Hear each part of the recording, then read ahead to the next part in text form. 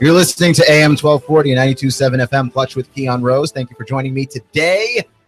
Nooga Radio is the station. Noogaradio.com is the website. And we're up on YouTube finally. I started this segment late. Forgive me, if you can. So I'm going to go through the top 25 of college football, all of the big games happening this weekend because we're actually getting good games this weekend. Not all over the top 25, but in a lot of it. Like, we didn't have very many good games last week. If we jump back and take a look in week one, what did we have outside of like Florida State and Alabama, which was supposed to be a good game and then turned out to be kind of a wash, and Michigan and Florida, which again was supposed to be a good game and turned out to be kind of a wash. Tennessee, Georgia Tech wound up being a good game, but I don't think very many of us thought it was going to be. And Virginia Tech and West Virginia played in a game that was amazing. And we saw a lot from Will Grier. At least I saw a lot from Will Grier. That's like, if you're Florida, do you feel bad that Will Grier is not on your team? Because I would feel pretty bad about that, given that Jim McElwain has about 0 quarterbacks on that roster that he's confident in. But anywho, let's just go down the list of it because there are some very exciting games. Obviously, some games got canceled. Miami canceled their game against Arkansas State. That game will not be rescheduled for later on in the year. Florida State canceled their game against Louisiana Monroe. All of these cancellations. South Florida canceled their game against UConn, and Florida canceled their game against Northern Colorado, all because of Hurricane Irma. So those are some big ones. I was looking forward to seeing where Florida was going to bounce back from after handing us that dreck last week. But maybe they could just use the week off, right? And give them that chance to worry about taking care of themselves, evacuating, worrying about their families instead. I am of the belief, by the way, that some of these games actually don't need to be played. Like, you don't need to reschedule Miami, Arkansas State, and South Florida, Connecticut. Like, South Florida versus Connecticut could have been fun. They're both in the same conference, but like everybody else, I don't think that they need these games very, very much. These kind of felt like the primer tune-up games, to bounce back from if you had lost in week one. But let's start with Cincinnati and Michigan. Michigan's ranked 8th. I don't see how they lose to Cincinnati. They're playing really good football. I'm not a big fan of Michigan's quarterback, Spates. I'm just not a big fan of the guy. But I keep forgetting his first name, Wilton Spate. He was good against Florida, but Florida wasn't playing very well. And he's got a strong arm, but is he accurate? I don't think so. But will be good enough to beat Cincinnati. I cannot see how they don't just walk through Cincinnati. So that doesn't look like it's going to be a particularly interesting game. Wisconsin versus Florida Atlantic. Florida Atlantic, under the tutelage and guidance of Lane Kiffin, is already 0-1. I expect them, Wisconsin being ranked 9 in the nation, to be 0-2. I expect Florida Atlantic to be 0-2. The line is 33 points in favor of Wisconsin. And, Lane Kiffin might be a brilliant offensive guy, but he's just overmatched here. Louisville versus North Carolina could be a very fun game. I don't know if Larry Fedora can get anything out of Brandon Harris. Probably not, just at this point in the guy's career.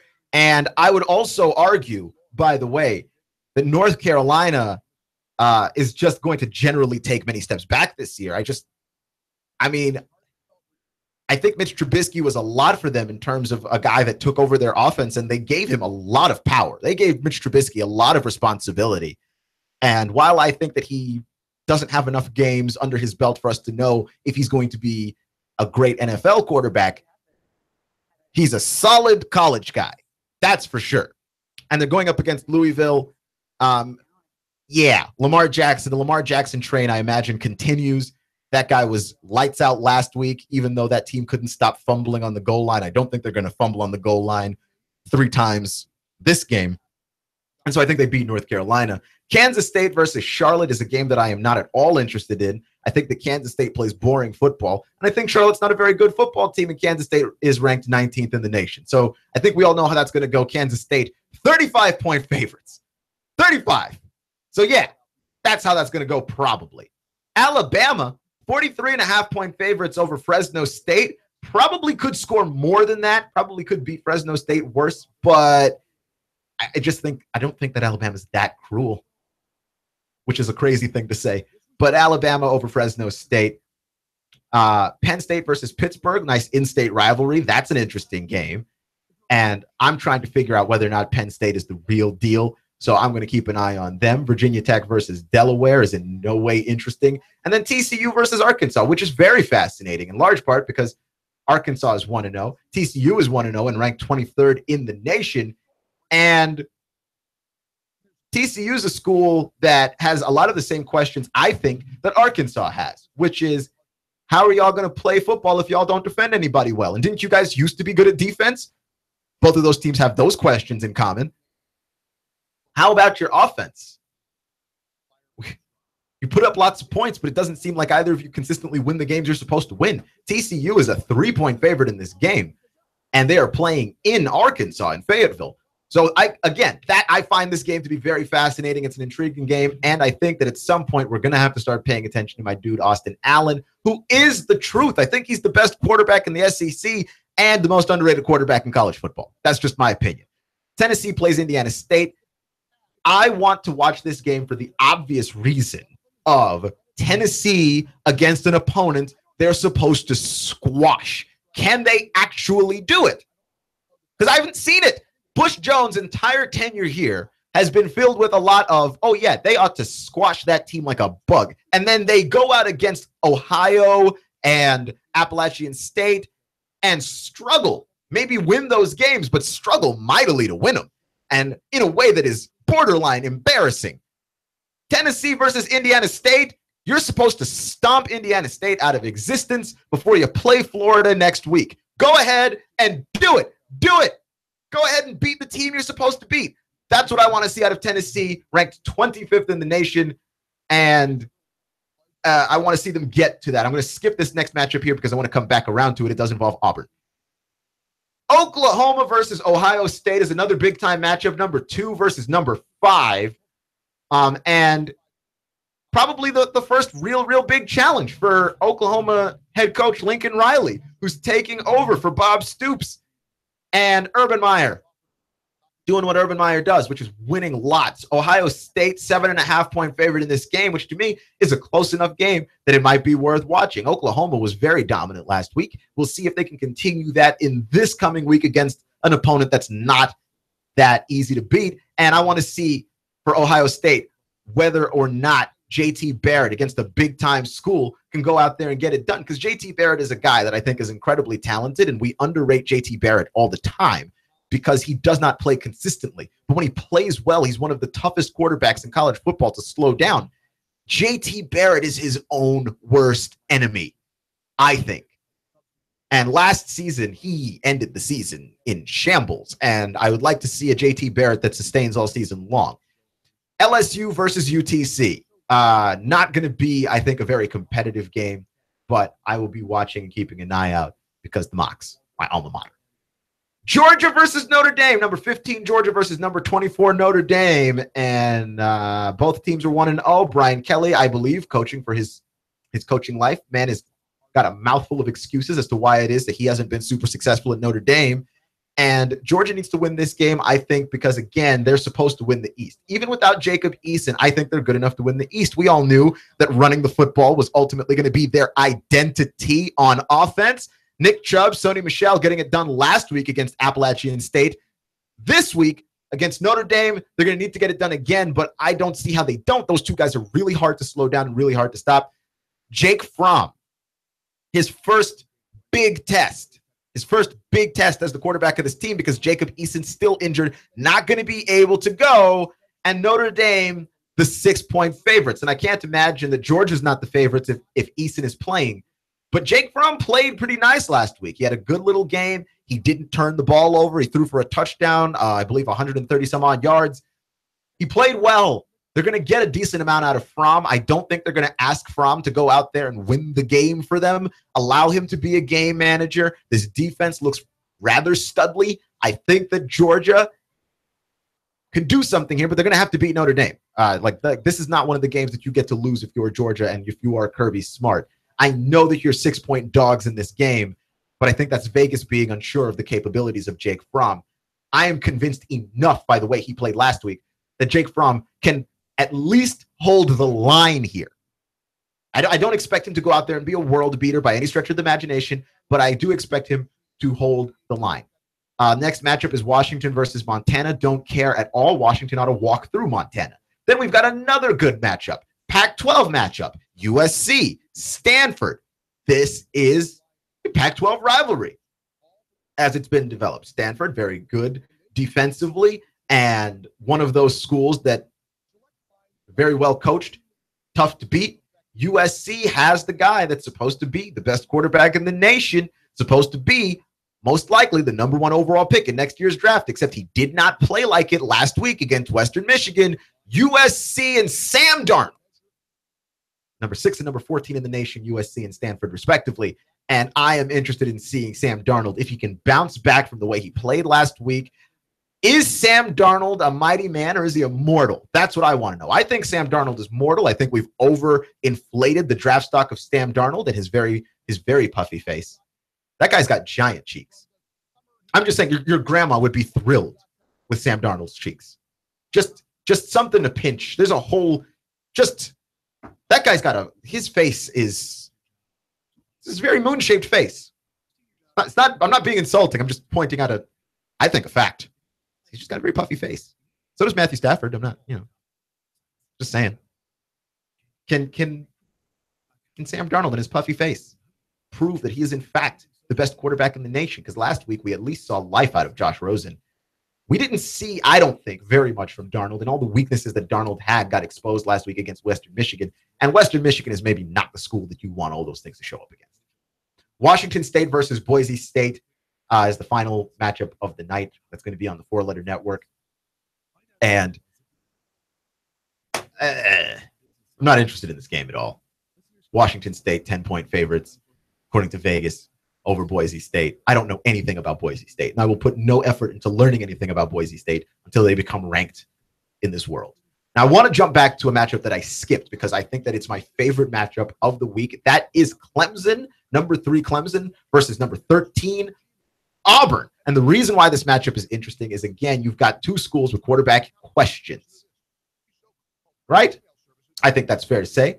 They've got quarterback questions, and they've got quarterback questions, I think, for a couple of different reasons. Auburn's quarterback questions around Jarrett Stidham surround the notion of how good is Jarrett Stidham really?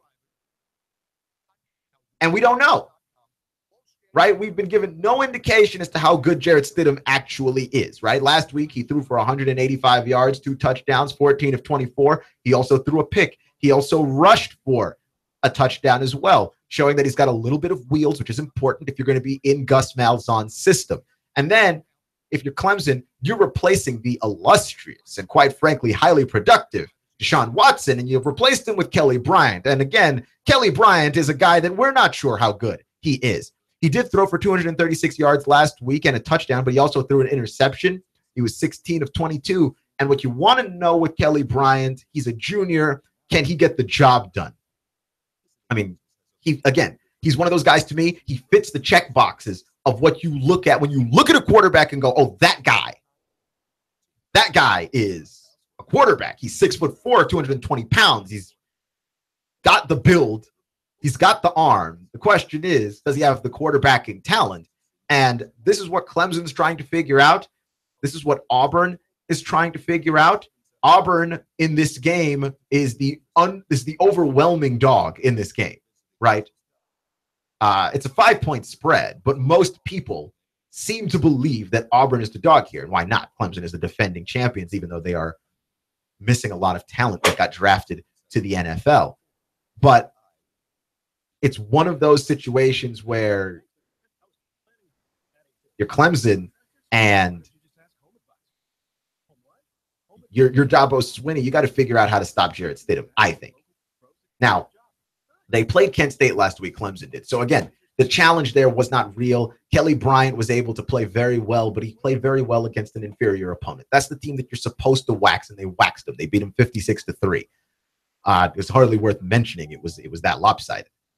But I don't know what you do if you're Auburn with regards to trying to score on Clemson. And I think that this is where the battle is going to come down to, is which offense is able to open up and erupt first, because I do like Clemson's defense a lot. And the underrated aspect of Auburn's team, I think this year, because we have focused so much on Stidham and have focused so much on what it is that we believe Auburn is capable of, is we have forgot to mention Auburn's defense, which is really good.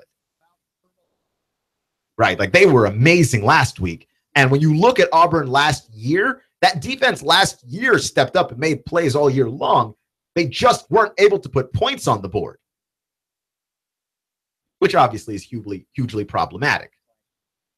But Keon Johnson doing his thing, running the football, 136 yards last week on 16 carries and a touchdown.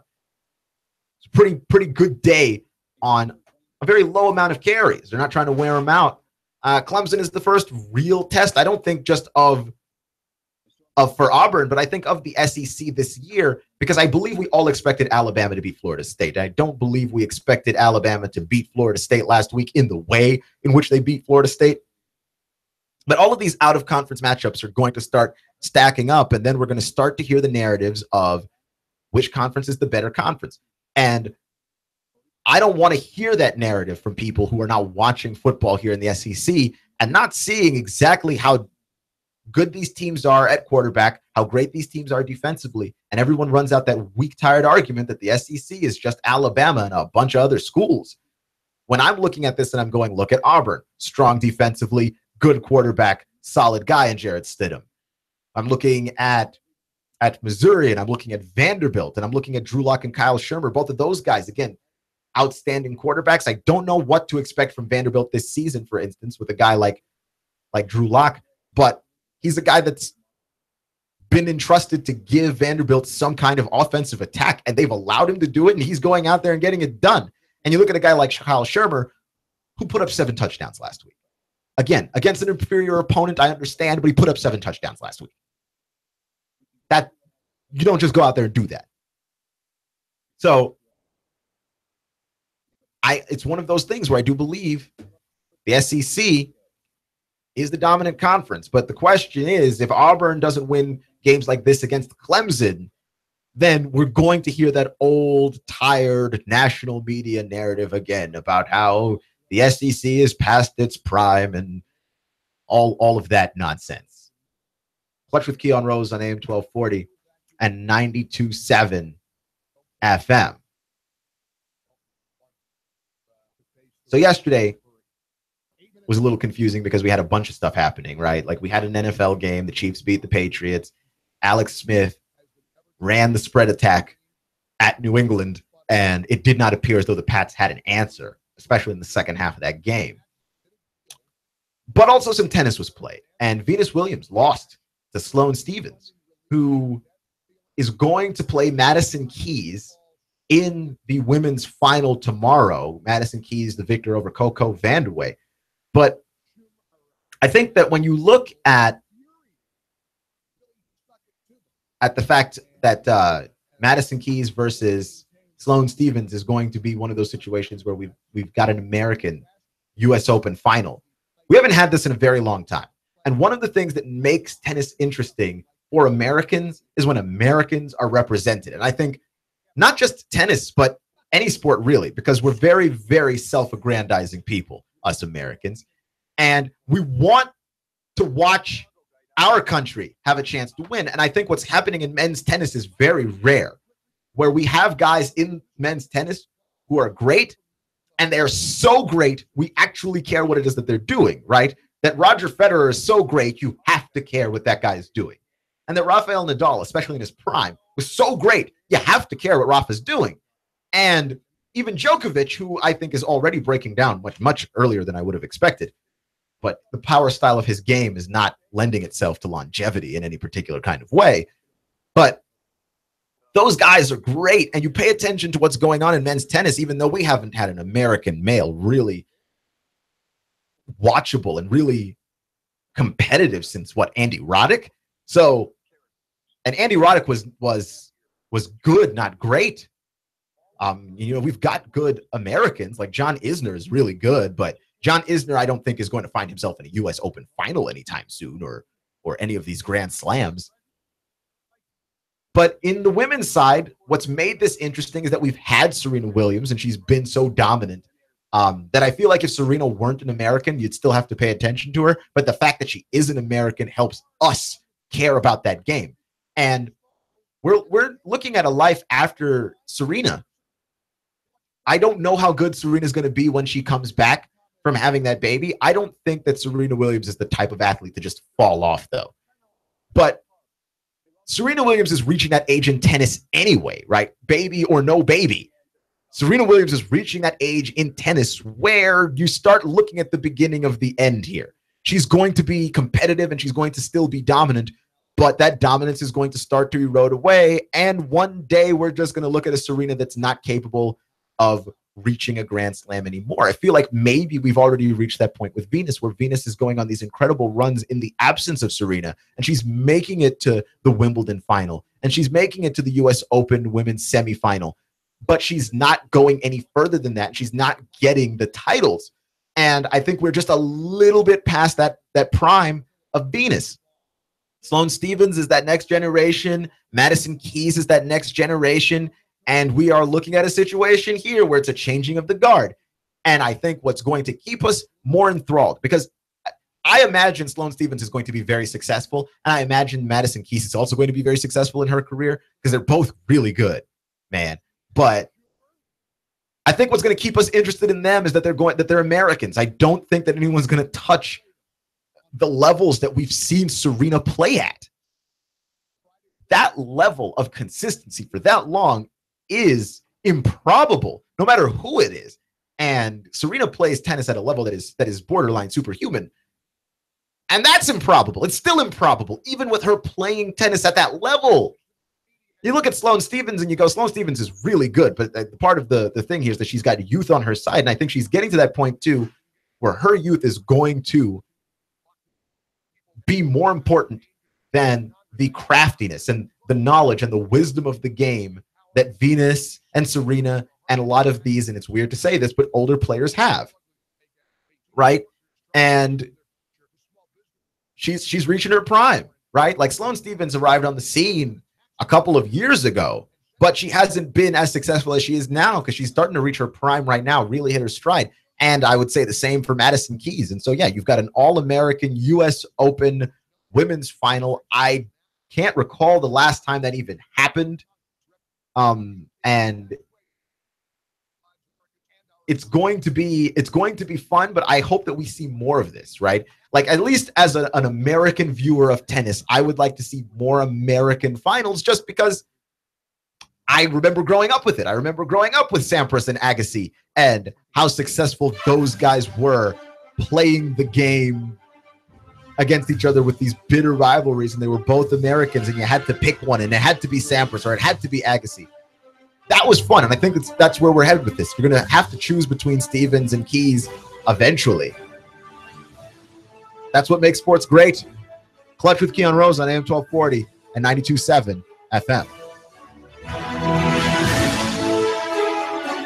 In-depth traffic, news, and information. Mornings on Nooga Radio, AM 1240 and 92.7 FM.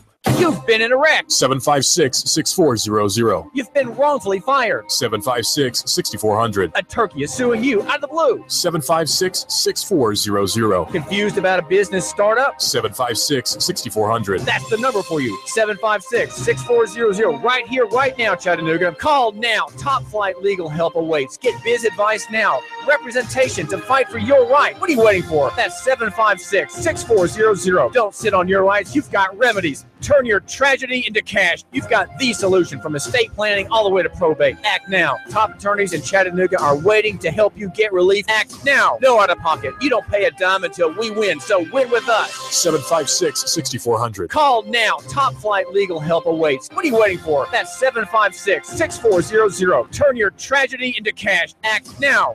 No out of pocket. You don't pay a dime until we win, so win with us. 756-6400. 756-6400. The essential oils have been around for thousands of years. They're beneficial because they're natural, they're safe, and they can help you.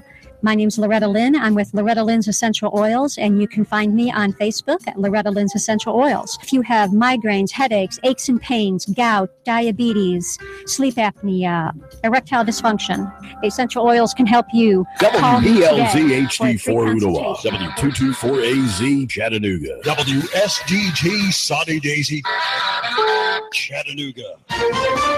In South Florida, priority 1 is to get away from Category 4, Hurricane Irma. The storm surge is life-threatening. I'm taking heed and getting out.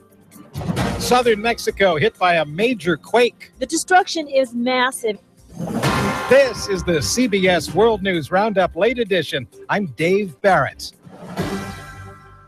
It's just too risky, says this Florida Keys resident. So took everything we could that we didn't want to lose, and we're getting out. And all across the state, that's happening with Hurricane Irma pushing closer. Governor Rick Scott. This storm is wider than our entire state and is expected to cause major and life-threatening impacts from coast to coast. Landfall expected early Sunday along the Florida Keys. Sustained winds now at 155, but Irma has had gusts of up to 190. To Miami, and CBS's Mark Strassman. South Florida's last-minute evacuees stampeded into gridlock on the Florida Turnpike. Traffic stood still for miles. Shelters overflowed with pets and people. At this Miami high school, more than 1,000 people seeking shelter were turned away. We're going to get you shelter. These buses have ACs. We're going to find you guys a place to be safe, okay? People stood in line to buy propane, water, and food. Miami-Dade County has ordered almost 700,000 people to evacuate, including Sherry Schwartz. She worried what she may come back to. I'm really afraid. I am. I have to be honest. I'm afraid that there might not be much. I'm Peter King. Miami Beach is usually the party capital of the world. And while some people were having their own party on the beach, it was just a last hurrah. Is the music going to send the hurricane away? No, never, never, never. The hurricane is never going to be sent by the music. Dee Dee lives inland, as does this man who wanted to see something happy. We just want to see the beach for the last time. A sign that people took this storm seriously. A wide open beach, lots of parking spaces, boarded up stores, restaurants, hotels. One bar is covered with spray painted plywood that says it'll be open after Irma, with the word amen. 1.4 million residents in Florida and Georgia have been ordered to evacuate. This guy headed north. We've been traveling from South Florida, sometimes at 5 miles an hour, sometimes at 55, but it took us 2 days to get here. Home temporarily will be the Atlanta Speedway infield, where Irma evacuees can camp for free. The president has signed the plan to help Texas after Hurricane Harvey. Correspondent Stephen Portnoy. The measure passed the House overwhelmingly by a vote of 316 to 90. The package confuses FEMA with $15 billion in disaster relief funds. It also staves off a government shutdown and default by funding agencies and extending the debt ceiling through December 8th. The bill was the product of a deal reached Wednesday by the president and top Democrats. Wall Street, the Dow gained 13 points, closing at 21,797. NASDAQ dropped 37. Now this. Hi, I'm Jay Farner, CEO of Quicken Loans. Every day people ask me, Jay, did I miss out? Have the rates gone up? The answer is no. Rates are still low, and it's a perfect time to refinance your home, especially if your mortgage rate is higher than 4.25%. If you'd like to lower your interest rate and save thousands of dollars in interest without starting over on a new 30-year loan, a Quicken Loans Yorgage is what you're looking for. With our exclusive Yorgage, you can choose a term that works best for you, anywhere from 8 to 30 years. The rate today on an 8-year Yorgage is 3.25%, APR 3.75%. For 7 years in a row now, J.D. Power has ranked Quicken Loans highest in the nation for customer satisfaction for primary mortgage origination. And for the 4th year in a row, they've also ranked us highest in the nation for mortgage servicing. Call us today at 800-QUICKEN or go to QuickenLoans.com. That's 800-QUICKEN. For J.D. Power award information, visit jdpower.com. Call for cost information and conditions. Equal housing lender. Licensed in all 50 states. NMLSConsumerAccess.org, number 3030. It was a terrifying in-the-middle-of-the-night moment. A very strong earthquake in southern Mexico, magnitude 8.1. At least 60 people are dead, hundreds more injured. Juchitán was battered. Blocks of streets are filled with rubble. and the digging for survivors or victims goes on. Big picture from CBS's Adrian Bard in Mexico City. Rescuers have started to arrive in Oaxaca, where the destruction is most severe. They are bringing trained dogs to sniff and dig through the rubble in efforts to reach some of the survivors. We know several people are still trapped underneath a hotel that collapsed in the town of Matias Romero. We don't know if anyone is still alive. Mexico's president says this quake is stronger than the one that hit Mexico City in 1985 and killed 10,000 people. You're listening to the CBS World News Roundup. In-depth traffic, news, and information. Mornings on Nooga Radio, AM 1240 and 92.7 FM. 3, 2, 1. Chattanooga Radio, AM 1240 and 92.7 FM's news now. Schools closed in Bradley County after a chemical explosion, a gas leak, and a fire at the Walker plant in Charleston. One firefighter treated for heat exhaustion working on the gas leak. Officials say that the shelter-in-place call has been lifted. The area is now safe, but as a precaution, school is closed, especially Walker Valley High, which had to be evacuated during the gas leak that occurred last night.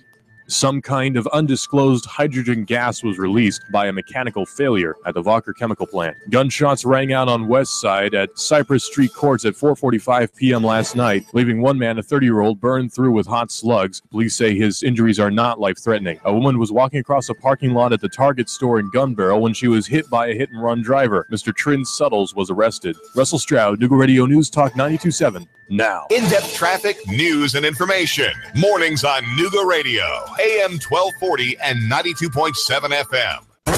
Broadcasting live to over 1 million souls in Chattanooga, the Tennessee Valley, and beyond on frequency modulation 92.7. Sean Hannity, 25,000 watts on digital FM 95.3 HD4. CBS Radio News, pulsing the earth with amplitude modulation on 1240. NASCAR, Bloomberg Markets, David Tulis, streaming strong at NoogaRadio.com. Live on YouTube and Facebook. Nooga Radio, News Talk 92.7. Chattanooga Radio.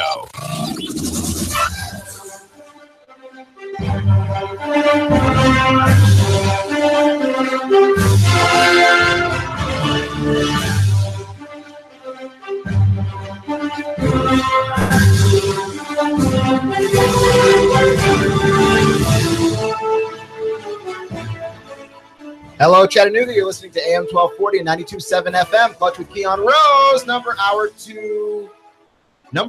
Just hour two of the show.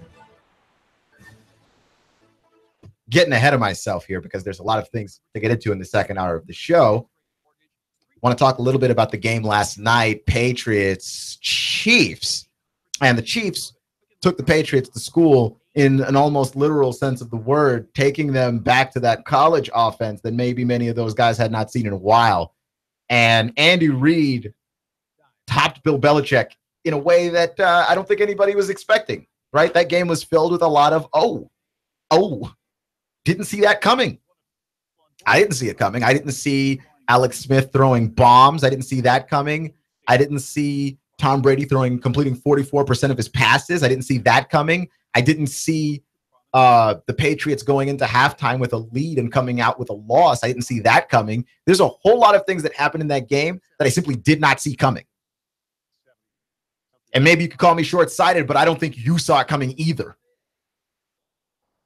That's the thing. So I'm fascinated in how it is that this happened, but a lot of it had to do with the fact that Andy Reid decided, you know what? I'm going with the spread attack. And the reason why that, to me, is the biggest I didn't see that coming of the entire thing is that I was told the spread attack can't work in the NFL. And anytime a quarterback struggles and you're like, well, why don't you just run a spread? Everyone's like, yeah, how? It doesn't work. Except that it clearly worked. It worked a lot. They put up 500 yards. Like Alex Smith threw for 100 or 300 and some odd yards. That doesn't happen to him, okay? He hasn't thrown for that many yards in like 142 games. I saw a stat that said that. It's been 142 games since his last 300-plus yard game. It's crazy. I mean, it's absolutely insane. That offense looks to me like what Mike D'Antoni's offense in the NBA looks like, right? Like you just add Mike D'Antoni to an offense, and all of a sudden, maybe your team might not win, but your guards are going to play like the greatest guards in the history of the NBA. Mike D'Antoni's system turned James Harden into a passing point guard that was successful. It turned Steve Nash into one of the greatest point guards of all time, and it turned Kendall Marshall into an actual NBA player, which once you took Kendall Marshall away from Mike D'Antoni, was not an actual NBA player. Was barely a fake NBA player. Dude was awful outside of that system, but that's the D'Antoni system. You can do that to people. Like just make you look like a superhuman version of yourself. And that's what happened with Alex Smith last night. If you put Alex Smith in a functioning spread attack that is designed to attack NFL defenses, Alex Smith is a superhuman version of Alex Smith, right? Like does all the things that Alex Smith is known for, which is not turning over the ball, taking care of it, making the right plays, checking down when he has to. That's the Alex Smith we know. You add that third dimension of, and if you're not paying attention, dude's going to drop bombs out of the sky on you, then I don't even know what you do there. Not entirely certain. Clutch with Keon Rose on AM 1240 and 92.7 FM. So I want to talk about Texas A&M very quickly because something very sad happened, which is that Kevin Sumlin, his wife, posted a letter that she received in the mail, and it was a very hateful letter. And I'll just read the letter for you. The text of the letter reads, "You suck as a coach. You are an N-word and can't win. Please get lost or else." So just sent threatening mail to someone's house for not coaching a college football game to your liking. Now, I've been critical of Kevin Sumlin, but I've been critical of Kevin Sumlin in the way that you're supposed to be critical of these people that do the jobs in sports, which is at the level of the sport, right? Like I'm critical of Kevin Sumlin as a coach because he hasn't won as much as he should have won, right? This is unacceptable. Having that sent to your house is absolutely unacceptable. And sure, it's one wacko, right? Like one wacko does not make the group, right? Wackos, as a general rule of thumb, tend to be louder than everybody else, right? When you listen to the conversation that conservatives want to have in America, they are almost always overshadowed by the KKK and neo-Nazis, right? Because why? Because the KKK and the neo-Nazis are saying crazier stuff, so you pay attention to the crazier stuff, and they're louder. And if you listen to the conversation that progressives and liberals want to have, the left wants to have, you tend to have those people overshadowed by Antifa. And Antifa, they're the nut jobs here. They're the wackos. We listen to them because they're louder. They're not representative of the group. Antifa's not representative of the group. The KKK is not representative of the group. They're just the loudest part of the group, right? So when I see that, I'm like, okay, I got to take this with a grain of salt, right? Like I cannot look at this letter addressed to Kevin Sumlin and go, oh, everyone thinks that that's okay. Everyone does not think that that's okay. I would imagine you don't think that that's okay. That if you are a Texas A&M fan, that while you might be frustrated with Kevin Sumlin, and we all get frustrated with our coaches at some point, wouldn't have sent that letter to Kevin Sumlin's house.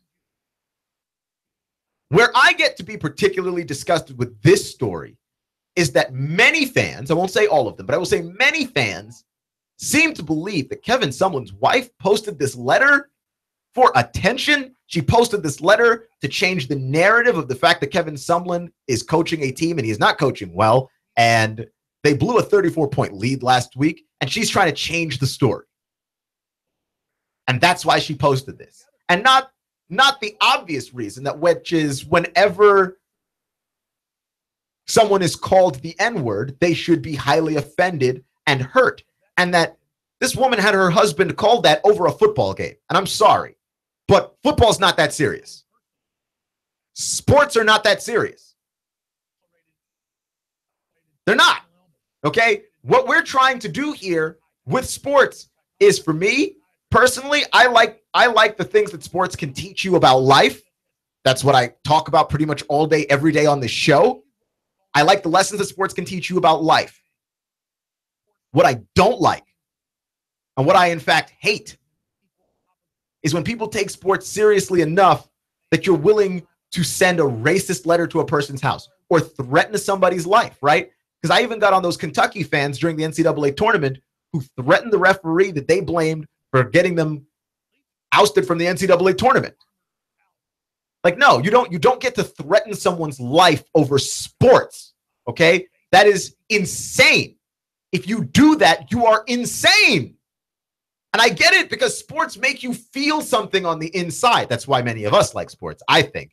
The reason why I like sports, the reason why I like music, the reason why I like movies, the reason why I like books, they make you feel something on the inside, which is hugely important to the human experience, which I am all about. But then you have to know where the line is, right? We're not trying to cure cancer here. We're not trying to figure out how to end world hunger. We're not trying to figure out how to solve all of our border problems or fix the economy. They're sports. And if you don't have a grasp on reality enough to know when it is okay to be upset about sports and when it is not okay, this isn't something you ought to partake in. Like, I can't ban you from it, and I'm not suggesting anybody ban you from it. I'm suggesting you ban yourself. To have the self-control and the wherewithal to go, you know what? I am actually acting like a giant 8-year-old, and I need to ban myself from watching this because I can't control myself. Just the blatant racism pours out of me like a faucet, like a dang spigot. If that's you, stop watching. We don't need you. The rest of us sports fans who we get mad, we yell at our TV, we call our favorite sports show, and we complain about our coach, and then we go on with our life, the rest of us don't need you. Get out of here. I'm dead serious. As a heart attack. Get out. We don't need you. What do we need you for? And then there's some fans that defended the post like, oh, she just did this because she wanted to get attention. She wants to distract from the fact that her husband's a bad coach. First off, Kevin Sumlin's not a good coach because you would, or not a bad coach because you wouldn't have hired him if he was a bad coach. Right? And you wouldn't have extended his contract and had him there for 5 years if you were a bad coach. You know how hard it is to coach college football? You understand that? Right? If anybody could coach college football, you would be coaching college football. You would. It's tough. And everyone's got criticisms when their team's not playing well. And everyone's got something to say. I have something to say. Right? I root for Texas, not A&M, but I root for Texas. And Tom Herman has come out and already lost in week 1. And I am upset. I am very mad about the fact that the Longhorns lost. Okay? Now, I'm not going to sit there and send Tom Herman a letter and use some racial slur at him. He's white, but there are a couple of those for white people. I'm not going to send anything to his house regarding that. I'm not going to threaten his life. Like, yeah, you're this, that, and the other thing. You need to stop coaching my team or else. Or else what? Because if you're going to actually do something over some football, you don't understand the point of football. Like, you actually do not understand the point of what we do here when we watch sports, when we discuss it. We're just trying to connect with each other. You know how hard it is to connect with people? Connecting with people is incredibly difficult because, firstly, I don't know what you're thinking and you don't know what I'm thinking. So it's hard. And when we have that rare moment where we have something in common and we both get to talk a little football or a little basketball or a little baseball, it's great. It's a wonderful thing, right? I have friends who root for the Cowboys and I hate them and they hate me. I root for the Redskins. It's great. Right? But after the game, it's all love, man, because we get back to reality. The game's not reality. Right? The game is just a small part of it. I mean, you went completely racist on a guy over some football. And here's what somebody said on a Texas A&M message board, right? Which, again, this is the loud guy, not representative of the group. But here's what he said. She released that knowing that it reflects poorly on A&M. How does it help your husband or the team? That's a low blow. Let's ignore for a moment where or whom created the letter. She knows how it would look. So please explain to me why we're accepting of that going out to the world. That's unacceptable. So what a regent criticized your husband. Okay, you're still being paid by the school. It's bigger than your ego. You don't throw your school under the bus like that. A lot of people have given a lot to your husband's program to have success. Oh, and made you rich along the way. And furthermore, why would you give a voice to ignorance by broadcasting it? And in the process, possibly hurting the reputation of the folks who have supported your husband. And at least that, of course, would be the knee-jerk reaction. So I have a lot of questions for Charlene. It seemed accusatory, didn't it? Now, apart from the fact that this person cannot write worth a lick, because honestly, I struggle to read that, not because I can't read, but because he can't write. He's missing words. There are typos all over the place. Put that aside, right? The part that I want to focus on is why would you give a voice to ignorance by broadcasting?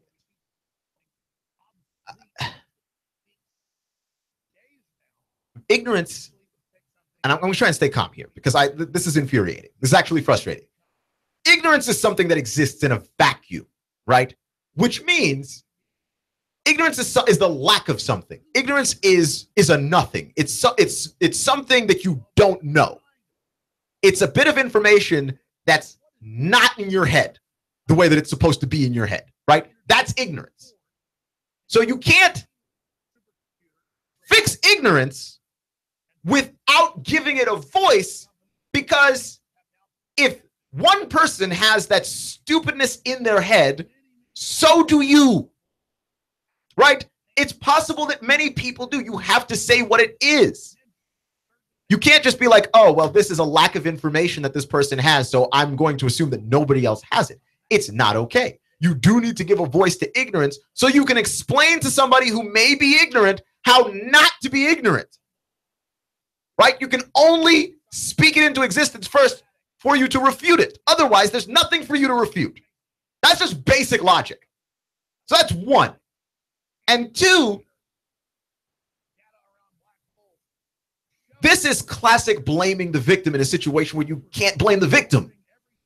She posts this letter and you're like, oh, doesn't she know that this looks bad on the university? Do you know what looks bad on the university? The person who wrote a racist letter. Like what earth do you, like, where do you crawl from? Where do these people hide? Honestly, are you telling me that when I'm walking around on the streets, these are the people that I'm passing? That every day I go to the grocery store, this might be a lunatic that I am talking to? What rock do you live under? You can't blame the person who posted the letter. You blame the person who wrote the letter. You want to represent yourself and your university correctly? How about don't be a flaming racist in front of everybody? Try that. Have you tried that? Because I think it's pretty obvious. I think that speaks to the idea more than anything. Don't blame the woman for posting the letter. Blame the person dumb enough to write the letter, right? Because here's the thing, random guy on the internet, I don't think he agrees with the person who wrote the letter. He just seems utterly concerned that that kind of letter would hurt the feelings of Kevin Sumlin and his family and Kevin Sumlin and his wife. That, yeah, if you get a letter like that in the mail, I'm not trying to make the university look good. I'm trying to expose the clown who did it. Right? I'm not a big fan of shame culture, which is to say I'm not a big fan of shaming people for stuff that they have done. But shame is also a very useful tool. I think you have to apply it where it applies. You cannot apply it everywhere, or you will ruin people's lives whose lives don't deserve to be ruined. But if you write a racist letter, first off, if you write a racist letter, no. But if you wrote that letter out, because this is not the same thing as typing something on the internet and hitting send, which is stupid enough. But you wrote a letter with a pen by hand onto paper. Then you took that paper and put it in an envelope. Then you found the address of Kevin Sumlin and wrote it on the envelope. And then you purchased a stamp. And then you sent that letter to somebody's house. Like, that's a level of effort there that requires you to be shamed for the stupid thing that you have said and for the stupid thing that you have done and for the stupid stance that you have taken in life. You're wrong. And since you don't realize it, society will tell you. We will tell you. And we'll tell you loudly. Which can only happen if you expose the stupid. And don't worry about all this stuff that doesn't matter with, why doesn't this make the university look bad? The person who wrote the letter makes the university look bad. Right? You think that letter is going to stop Kevin Sumlin from being fired if Texas A&M does poorly this season? No. You think Kevin Sumlin hasn't encountered racism before? Because Kevin Sumlin didn't post the letter. His wife posted the letter. And at some point, I believe she's had enough. Like, you just can't send something like that to a woman's husband and expect nothing to ever happen. And she didn't put the guy's name out there in the streets, which I would have done. Like, if you send me this letter and I've got your address, then boy, I would just like to level you. Right? And I've had my fair share of racist things said to me on the internet. It's not fun.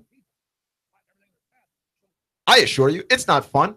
And it hurts your feelings because there's some level of you want to believe in America and you want to believe in your fellow Americans. And every now and then a few of them disappoint you. But I try to take the individual approach that the individuals disappointed me, right? I'm not going to say that all of America disappointed me, but that individual disappointed me. That maybe in another context we could have been friends, except no, because the only contact I've had with you is just your racism. It's not okay. Not okay. It's not cool, man. And somehow to blame her for what this wacko did instead of getting on the wacko, which the guy that's crazy enough to send a racist death threat letter in 2017 in America, we don't blame him for making the university look bad. Of course, we blame her because that's the way that this usually goes. And that is the single most nonsensical thing I have ever heard in my whole life. You're listening to Clutch with Keon Rose on AM 1240 and 92.7 FM. There are some things emerging here that give some credence to what Michael Bennett was saying the other day about what happened to him. A photo has emerged. We'll talk about it next.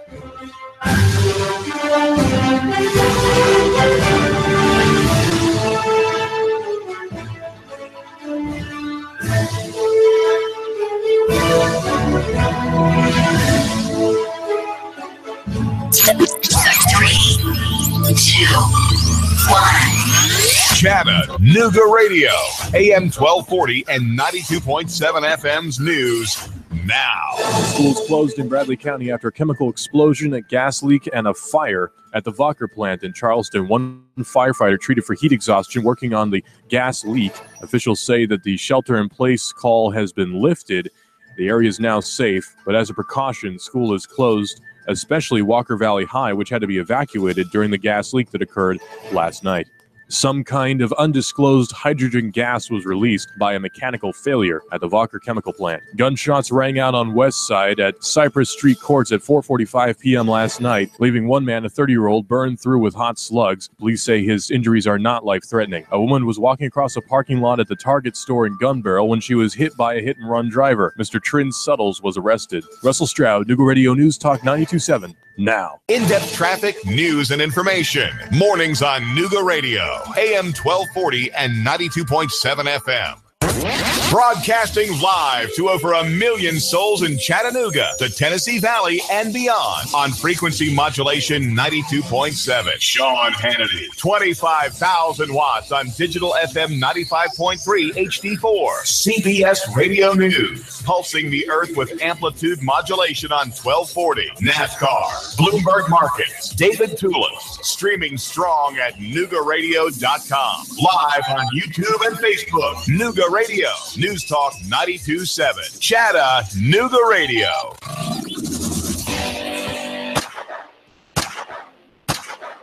Don't punish your gun by leaving it in a corner. Shoot it, sell it, or just toss it. Okay. Don't toss it. Make money with it. Shooter Supply and Indoor Range, the hottest gun shop in town, finds buyers for your extra firearms. Put cash in your pocket today. Are ARs cluttering your closet? Rugers rusting in your rec room? Shooter Supply and Indoor Range in Hickson will take your firearm and put it on consignment. To you, that means no money out of your pocket with a small fee when the gun sells. Larry at Shooters has got an online store. He's licensed to ship anywhere. It's as if Shooter Supply were giving your billfold cover fire. Get the biggest number of bucks from the smallest Derringer to the longest Barrett. Maximum price, shortest time. What a great deal. Shooters-range.com. Shooters-range.com. That's shooters-range.com. Check with Larry. When my brother and I opened the first Jets Pizza, we believed if we made the best pizza, customers would find us. So we made fresh dough each day, used fresh toppings, and premium mozzarella cheese. 300-plus stores later, we still do. Try Jet's famous 8-corner pizza with premium mozzarella cheese and one topping, now just $11.99 for a limited time only. Jet's Pizza, the best pizza in town. 3600 Hickson Pike. Life is short. Eat better pizza. Let's get Jets. Hi, this is Eric Pelton. Taxes, accounting, business advice. I've got a neat brochure, 12 ways to improve your business profits. Come on by for a free consultation and we'll give you a copy. E.J. Pelton Company, 332-3339. I have the best steak selection in town. Name of the business is Don's Meat Shop, and I'm Donnie Raines. Just ask for Donnie. I make over 20 different types of sausages. Most of them are great for grilling. We have the best selection, best quality. We have the hard-to-find items. Don's Meat Shop. In this moment, who has your back? Do you know the name of your insurance agent? Does your agent know your name? Or would you call a 1-800 number that connects you with whom? Another state? Another country? Get a local independent insurance agent with Auto Owners Insurance. Someone you can call when bad stuff happens. In this moment, get an agent who will protect you in that moment. Let Goss Insurance in Chattanooga help you today. GossInsurance.wordpress.com. Goss, representing Auto Owners Insurance, the no problem people. GossInsurance.wordpress.com. Goss, representing Auto Owners Insurance, the no problem people. 875-2500, 875-2500. GossInsurance.wordpress.com. Goss, representing Auto Owners Insurance, the no problem people. 875-2500. Let Goss Insurance in Chattanooga help you today. GossInsurance.wordpress.com. Hi, I'm David Crockett, and I'm here with David Tulis, and we're having a little discussion over who's the number one Nooga centrist. If you want to keep up with free market ideas, then read Nooganomics.com. David Tulis, the blogger with the biggest pen. Hi, this is Chrissy. And this is Summer of Summer Cares. There are too many homeless veterans in Chattanooga. Please help us in our Shoebox for Veterans campaign. You can fill a shoebox with hand warmers, hand sanitizers, hand wipes, cough drops, razors, shaving cream, toothbrush, toothpaste, soap, shampoo, deodorant, snacks, socks, gloves, and even a small blanket. And make sure you drop your shoeboxes or your shoebox items off at Nooga Radio Studio on Hickson Pike across from Bojangles below Goss Insurance or Alpine Crest Elementary School. Please join us at the Community Kitchen in Chattanooga on November 10th from 11 to 12:30 and help us distribute these care packages to the homeless veterans of Chattanooga. No veteran should ever go homeless. Nooga Radio News Talk 92.7's Fast Forecast now. 75 degrees for our evening as the sun goes down, lows in the mid-50s, 56 overnight, 79 for the high on Saturday, a nice and clear day on Saturday, and for our weekend looking great. Sunday, 78 for the high and 57 for the low, again clear on Sunday. But then Monday afternoon, we're expecting a lot of rain to roll in, over an inch of rain on Monday into Tuesday. That's your Fast Forecast now. The Tennessee Valley's news, talk, and sports leader. Nooga Radio, AM 1240 and 92.7 FM. Nooga Radio, AM 1240 and 92.7 FM knows your opinion is important. So call 800-8949. Agree or disagree. Call 423-800-8949. 800-8949. Nooga Radio, AM 1240, 92.7 FM, and 95.3 HD4. News, talk, sports. Nooga Radio.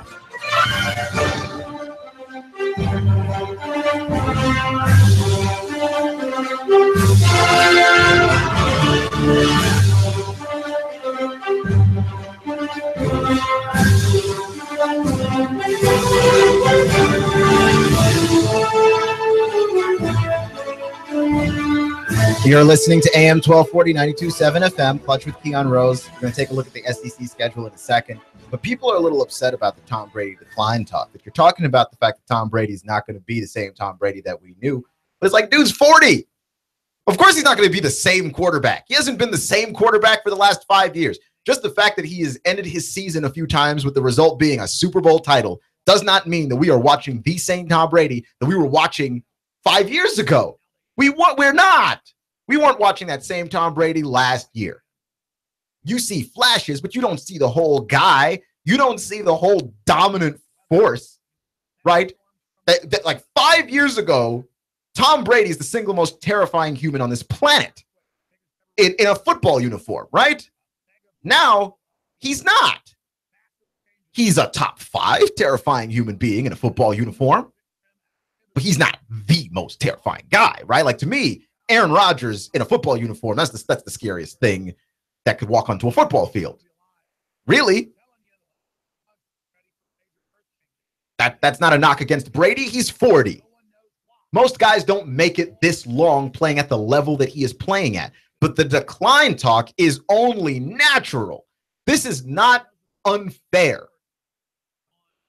When someone is of an advanced age in their field, right? Because old looks different in different fields.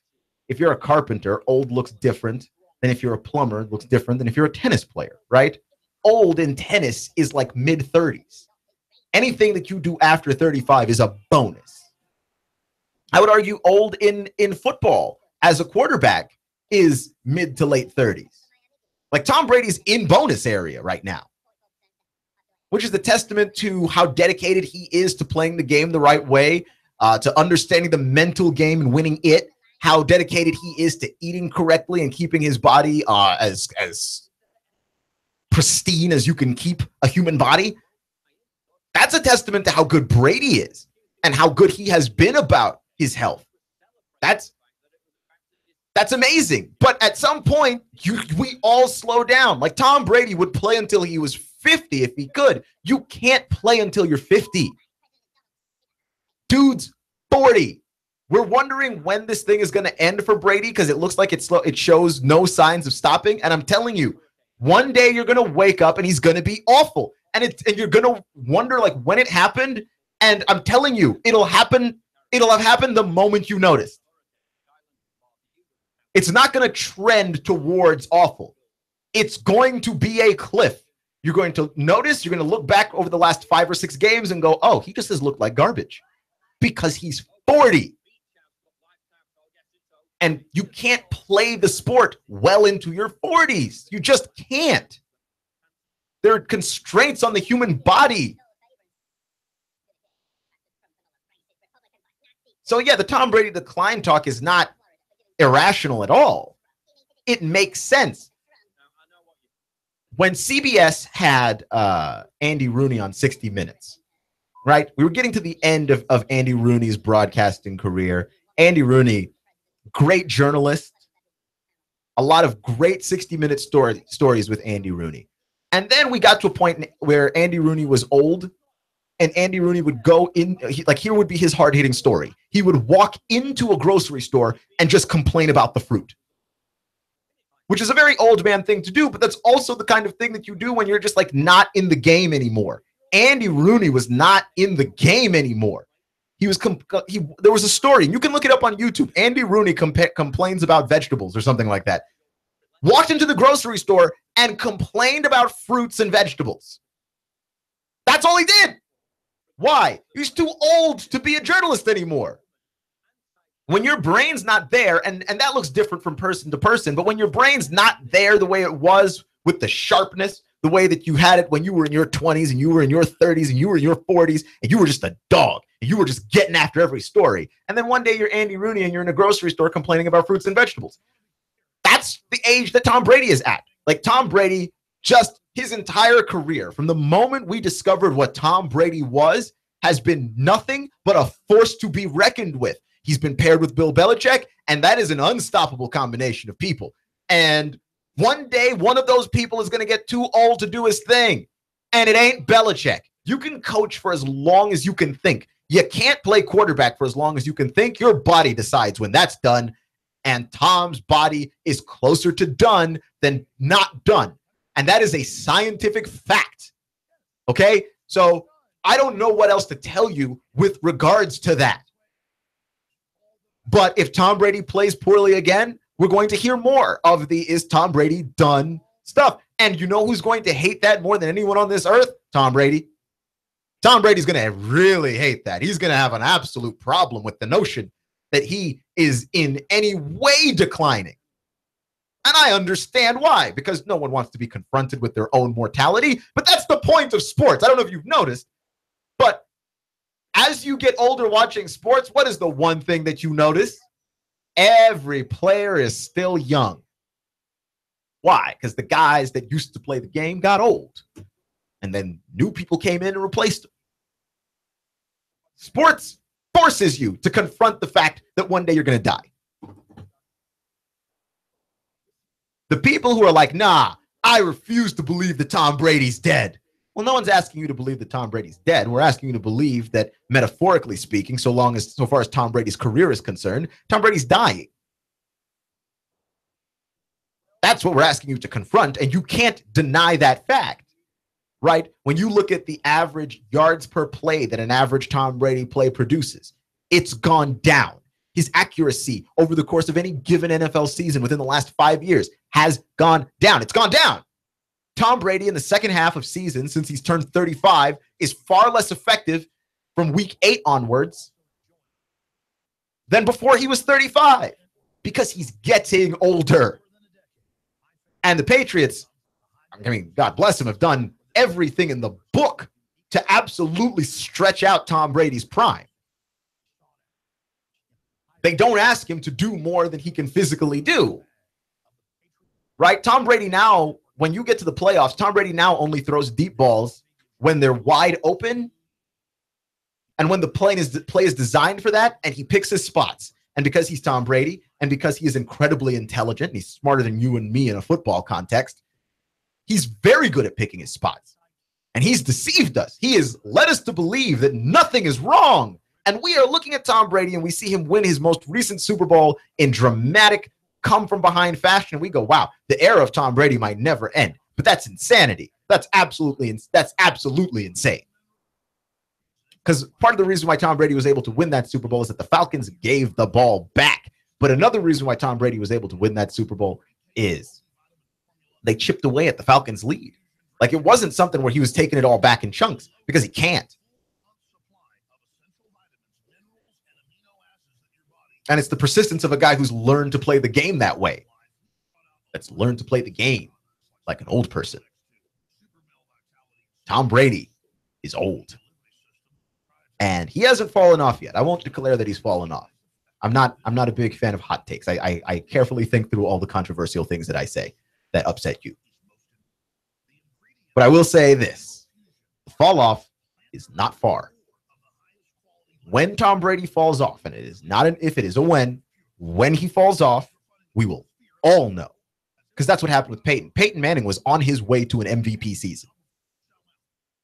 And Tom Brady was gloating, by the way, if you read the what was it, the Mitchell Report, was gloating in an email that he sent to one of his trainers that he would be playing football long after Peyton Manning, which is one of the things, because Tom Brady sees Peyton Manning as his greatest rival.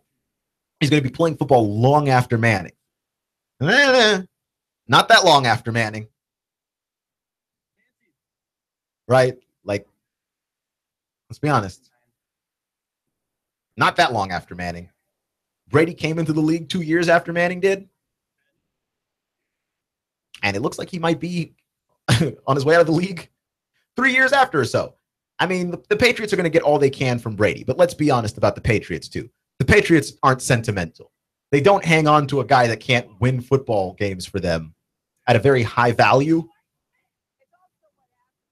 There are very high odds, in my opinion, that we'll see Tom Brady playing in another jersey outside of New England, because of course he's not going to want to stop playing football. We're going to have our awful Tom Brady, Joe Montana moment, right? That we're going to get Joe Montana being horrible with the Chiefs with Brady. That's what we're going to get. It's going to happen. I'm just telling you right now. History doesn't lie on this. History just doesn't. It's telling you the truth. You've seen this story before. You just don't want to admit it. Flush with Keon Rose on AM 1240 and 92.7 FM. So Michael Bennett has released a picture because he was arrested in Vegas on the night of the McGregor-Mayweather fight. He said that the police, he claims that a police officer allegedly got on his back with a gun pointed to his head and said he was going to blow his bleeping head off. And that he was scared for his life, that another officer handcuffed him and had his knee in his back as such that he could not breathe. And he is suing the Las Vegas Police Department.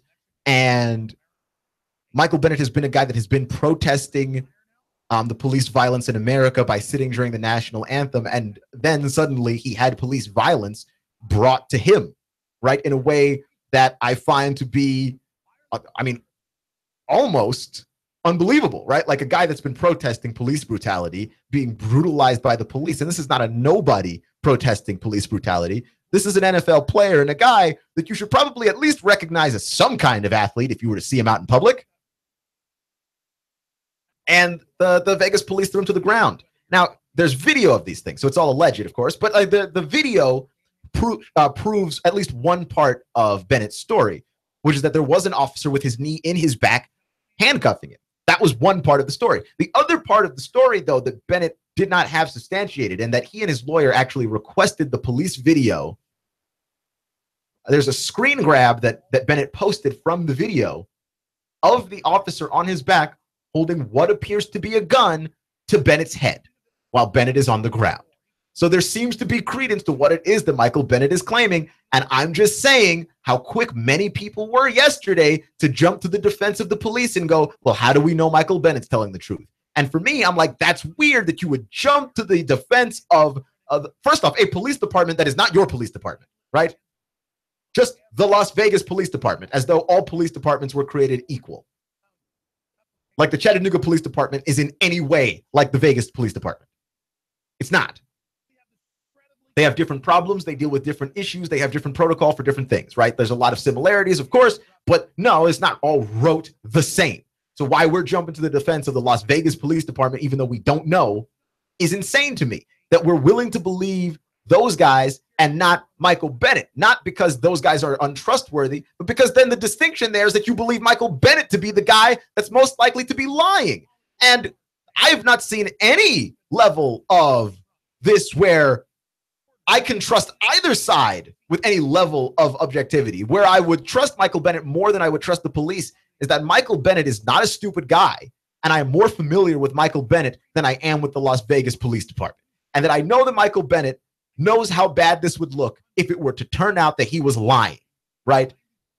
This is not a situation of like Ryan Lochte in Brazil, where Ryan Lochte claimed that they were held at gunpoint and all this other stuff and that they were robbed. Like Ryan Lochte, listen to Ryan Lochte talk for like 5 minutes.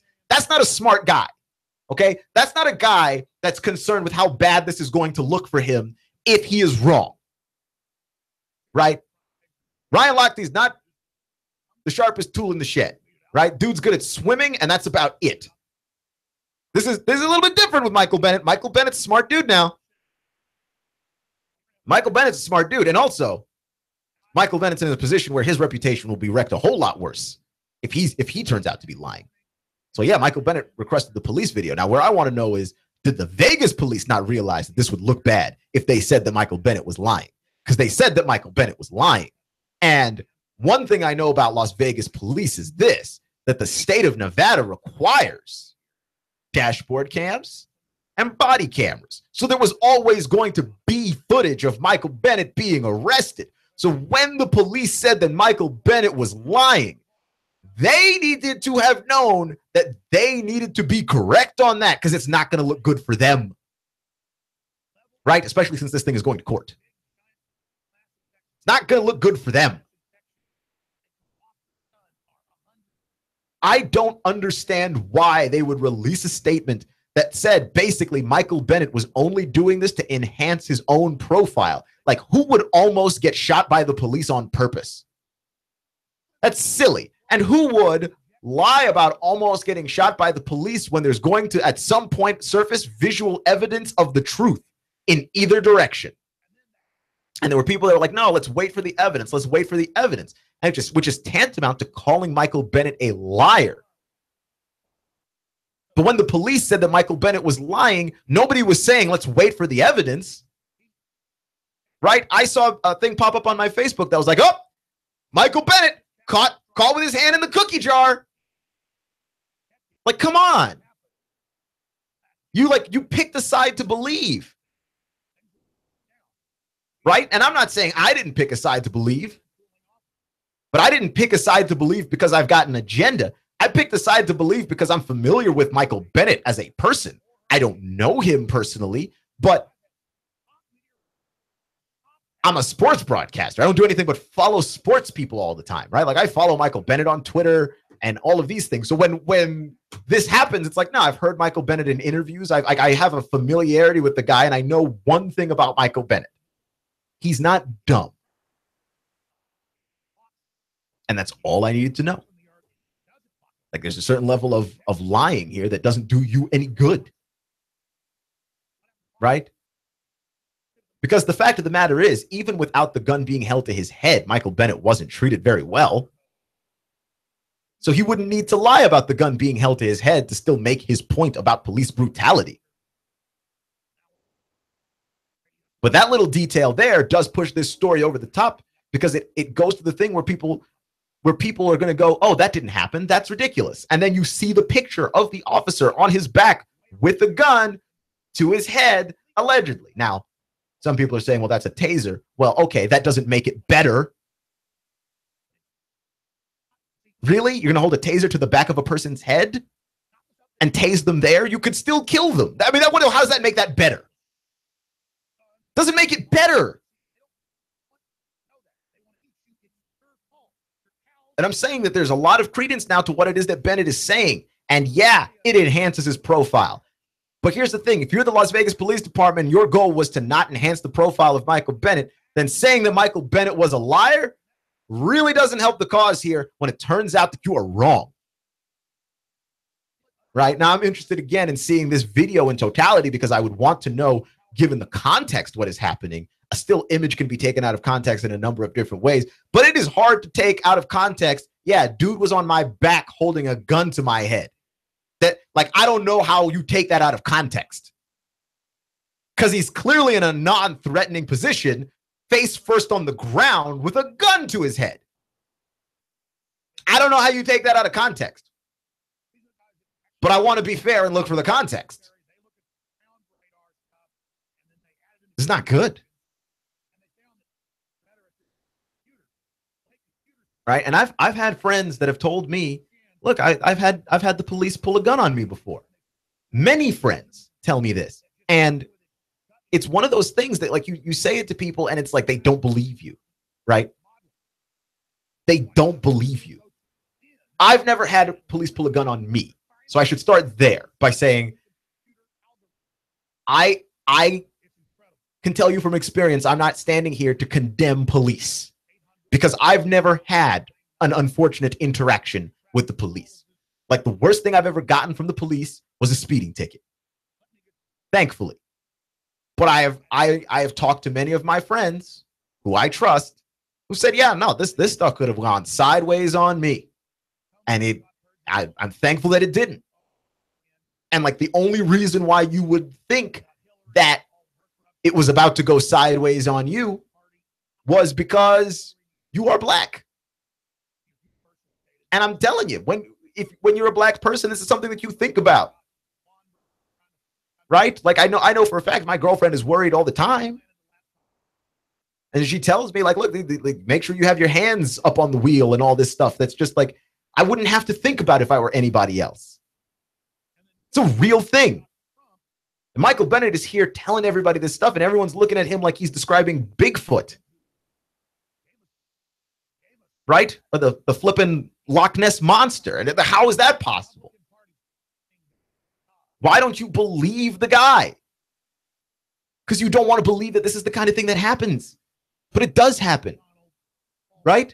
David Tulis, who works here, who's covered very extensively how unfair things can be for Chattanooga citizens who have run-ins with the police. He can tell you all about it, right? Like what happens when this stuff goes wrong. And yet, you're going to find that some of these stories do get exaggerated, right? Like you're going to find that some of these people who are like, hey, the police were unfair to me, are actually not actually not telling the truth, right? Like it just straight up like, oh no, the police were actually being very fair. That happens too. But I'm saying if it happens once, if you have even one example, and we have more than one example, right? Go to Nooganomics.com. Have even one example of this happening. That's too many. That's too many. So for me, I'm trying to walk a delicate line because I want to practice what I preach. And I preach all the time that I believe in individuals, which is to say, I don't want to lump everybody into one group and say all of those guys are bad. I'm not going to do that with the police. I don't believe that every police officer is bad. And I feel like that's what some of you are going to hear me saying. And I want to make that abundantly clear that that is, in fact, not what I am saying. I am saying that the amount of police officers that we have that just do questionable things on a very regular basis, the amount of that we've got going on is too many. It's too much. It happens too often. The amount of that we've got going on, it's too much. If it even happens, and if it's 2 in 10 police officers that are like this, okay, well then out of 200 police officers, that's 20 guys, right? And now translate that to any other industry, any other line of work. If 2 in 10 mechanics were terrible, right? If every time you went to the mechanic, there was a 20% chance they would destroy your car, I can't imagine that person's a mechanic for very long. Right? Like if every time you went to a restaurant, there's a 20% chance that the food you get is not edible, it's burnt, or it's undercooked, or it'll make you sick, that restaurant's not going to stay open. So we can't allow and can't be satisfied with 20% of the population of people doing a very important job and just be like, nah, there's only a couple of bad apples. But you got to believe people when they tell you, oh yeah, no, I had a horrible experience. Actually believe them. Actually believe that they are telling you the truth, because they probably are. We're about to learn this with Michael Bennett on a very national stage. He's got one of those stories you think it wouldn't be true, but there's camera evidence that he may be telling the truth. Clutch with Keon Rose on AM 1240 and 92.7 FM. Remember, folks, it's not how you start, it's how you finish. Stay clutch, and I'll see you all Monday. In-depth traffic, news, and information. Mornings on Nooga Radio, AM 1240 and 92.7 FM. You've been in a wreck. 756-6400. You've been wrongfully fired. 756-6400. A turkey is suing you out of the blue. 756-6400. Confused about a business startup? 756-6400. That's the number for you. 756-6400. Right here, right now, Chattanooga. Call now. Top flight legal help awaits. Get biz advice now. Representation to fight for your right. What are you waiting for? That's 756-6400.